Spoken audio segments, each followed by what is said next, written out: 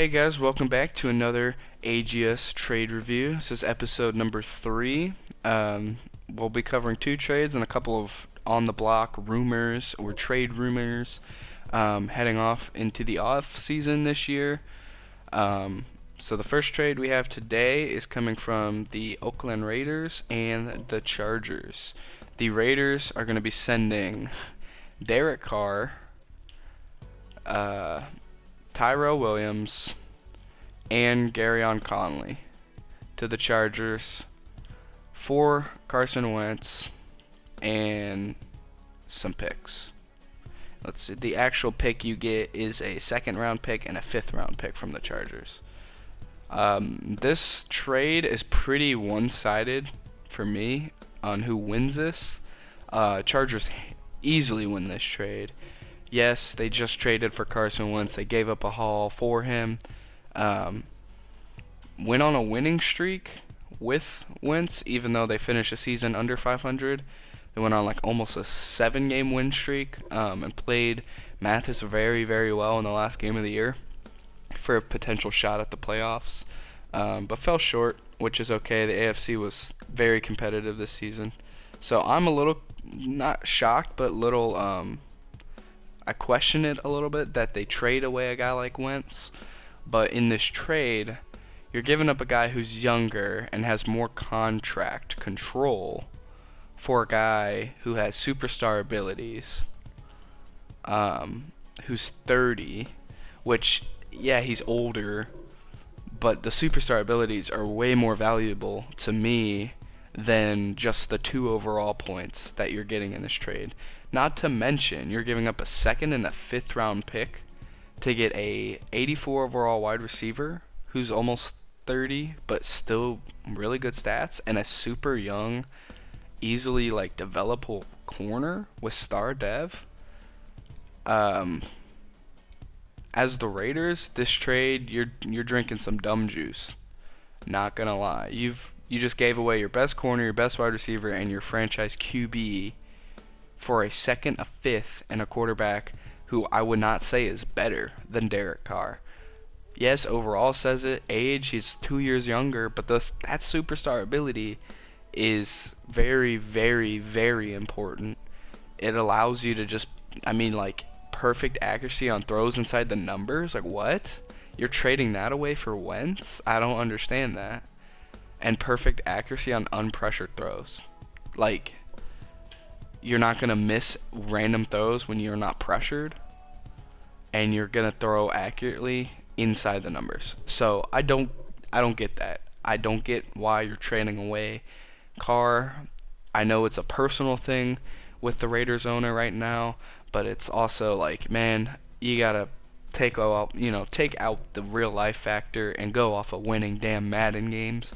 And by doing that, you're putting yourself at a severe disadvantage. You're not even getting a first round pick for this, which I don't know how you managed not to get a first round pick. You're not going to be able to replace your corner or your wide receiver with that pick. A second and a fifth. Good luck. It's not like the Chargers have a top draft pick this year either, like they did last couple of years. Or last year, 12. So you're picking 12th in the second? I don't understand that. But this is obviously Chargers winning this. You get a new quarterback you get to play around with superstar. You get another wide receiver to an already loaded wide receiver core. Mike Williams, Keenan Allen, and Williams now. You're loaded there, and you get another corner in a market where corners are hard to get with Desmond King and Hayward. So now you got 3 solid corners, 3 solid wide receivers, and a superstar quarterback. This is an easy trade for the Chargers. It's hard to get rid of Wentz because he did well with them this year, but at the same time, you can't turn down that trade. I don't understand the Raiders in this one, but we'll see how they build. We'll see. Alright, on our second trade of the day is between the Saints and the Dolphins. So the Saints will be sending their former first-round pick quarterback, Lamar Spellman, to the Dolphins, along with their first-round pick, which is pick 14th, their second round pick, which is pick 46, and their previous first round pick in Marcus Davenport, however you pronounce it, 24 years old, 76 overall, normal dev. Stat wise, not anything to be super thrilled about. The Dolphins will be sending their number 1 overall pick, superstar, 80 overall, 22 years old quarterback to the Saints, along with a first. They're the Houston first round pick this year, so they're only first that they have in possession, so they swap first, and a 5th round pick. So looking at this, I don't really understand this trade from really both teams. So the Dolphins, you give up a really good, young, talented quarterback with abilities, superstar abilities. I don't understand this. Perfect accuracy on deep throws and lobs and touch passes. Superstar, so he's going to develop. And he already has great stats throwing. Yeah, he's not mobile, but you don't need that necessarily if he's going to be able to throw it. And you get an average at best pass rusher on a D-line that I feel like you don't really need it that badly. You have Charles Harris and this guy, I'm not even going to try to pronounce his name, who is pretty much the same guy as Davenport. I don't get that. Yeah, you get a first and a second, but are those picks really worth this young and this talented of a quarterback?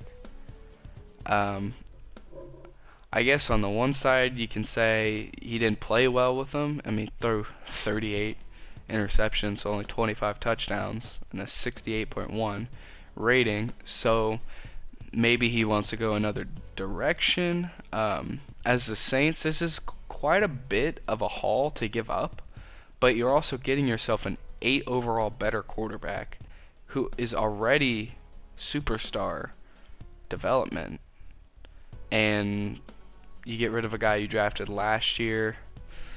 I see this more as a win on the Saints in general, just because they get such a good young quarterback, and you're giving up an okay defensive player, nothing to be like crazy about trading, and you are giving up draft picks, which is gonna hurt the whole, not rebuild, but building this team up.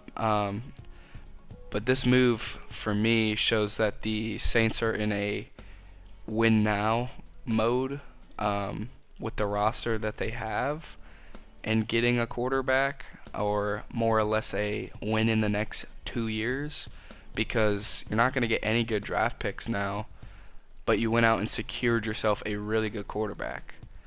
So maybe getting that new quarterback is going to just boost your play tremendously, and he'll be a contender. We don't know. We'll have to see how this trade turns out. But honestly, I like this trade as the Saints. You give up a lot, but you're getting a young QB with superstar. Like, that's just, I don't understand why you're trading that away in the first place.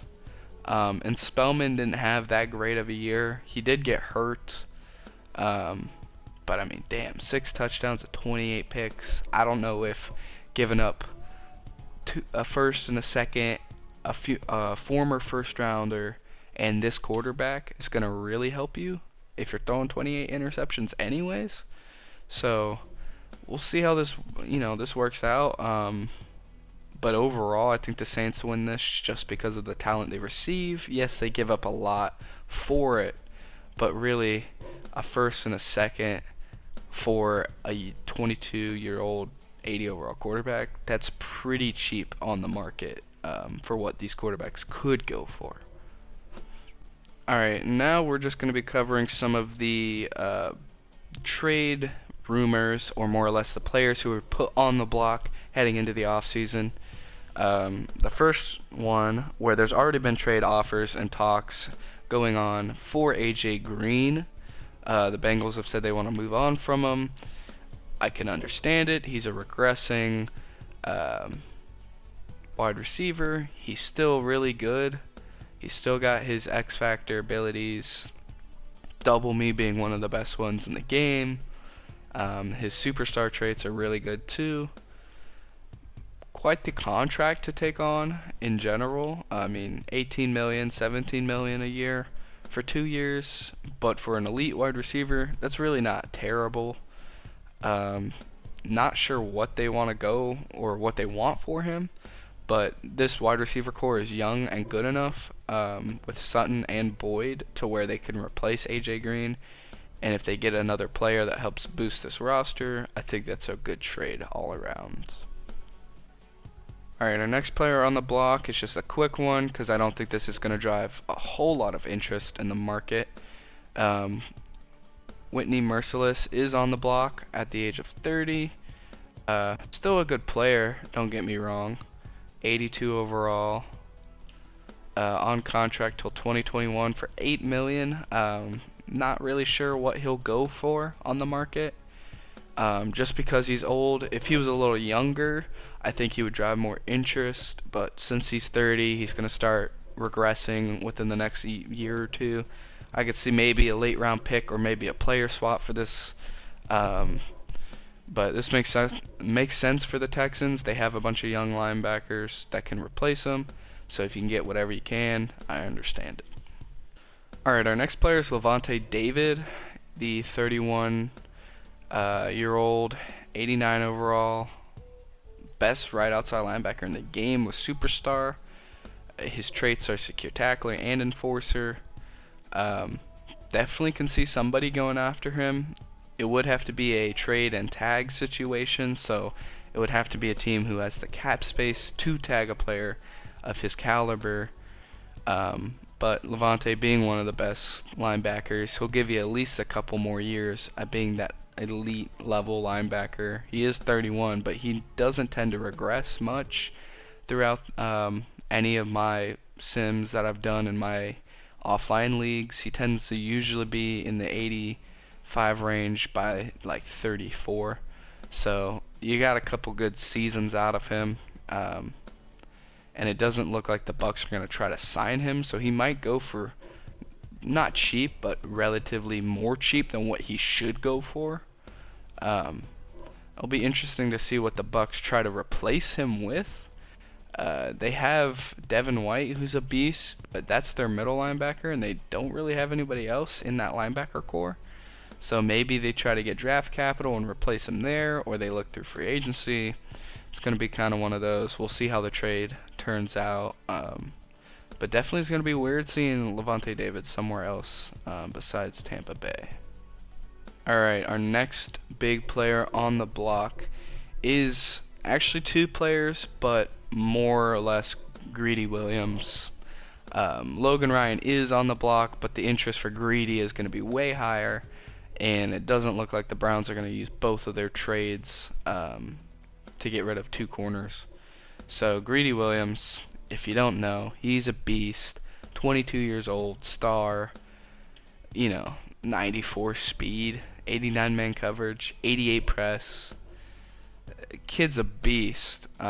Absolute freak at being a corner, man. 6'2", just all around a great player.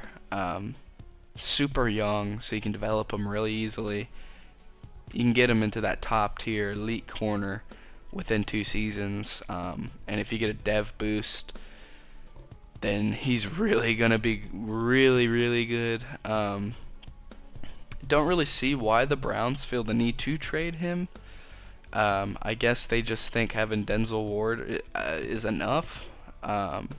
Maybe they have a plan or a guy they're looking at replacing Greedy with, but the Browns can definitely get a lot for Greedy. Sources can confirm that he's already going to be getting traded for around first round pick, at least 2 of them, or a first round pick and some players, it's going to be a massive trade to get Greedy, but honestly, it's going to be worth anything you give up for Greedy. Um, Absolutely beast of a player. Like, I'm interested to see where he goes and what he goes for. It's going to be expensive because there's quite a bit of teams with this interest in this player, and for good reason. Alright, not to try to sell my own players here, because I am the Panthers in this league, but I have put a couple of players on the block for interest. The most notable one is Luke Kuechly. Gauging the interest there. Enough said. The next player will be Kawan Short, 31 years old, still a good DT. Trying to trade him on his contract year. The next big name is the 84 overall Trey Turner, 27 years old, star dev. Pretty good right guard, will help boost anybody's offensive line. And then the next player is Matt Paradis, who is also another great lineman, 88 overall, 30 years old. So he's a little older. He's not going to really, develop much. He doesn't regress terribly either.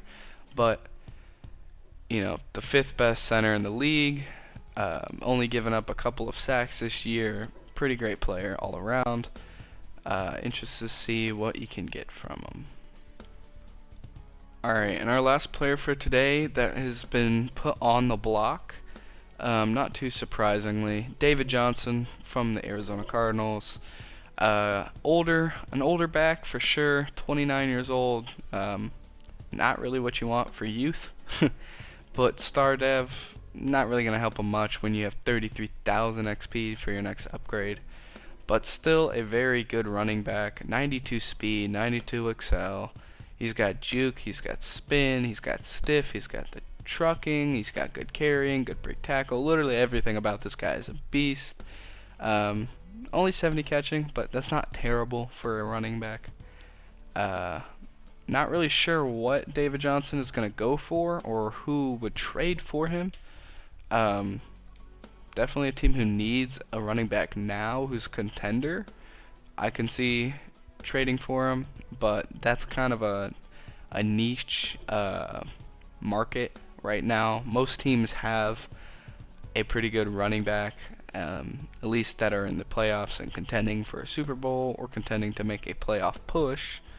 Most teams already have a guy. So I don't know how expensive David Johnson is going to be or where he'll go, but it's definitely still a good, interesting player because he's still a beast of a running back. And I'd like to quickly mention the Packers have made a statement that anybody on the Packers besides Adams, Alexander, and Zadarius Smith are on the block. So go get your Packer players, I guess. Not much to really trade for here, but they're on the block. Alright fellas, that's going to do it for this episode of AGS Trade Review. Like always, leave any feedback, likes, comments, all that fun stuff. If you were one of the teams in the video and you got something to say it to my face. All kidding, it's all love, boys. Thanks for watching. Appreciate it. Till next time, go Panthers.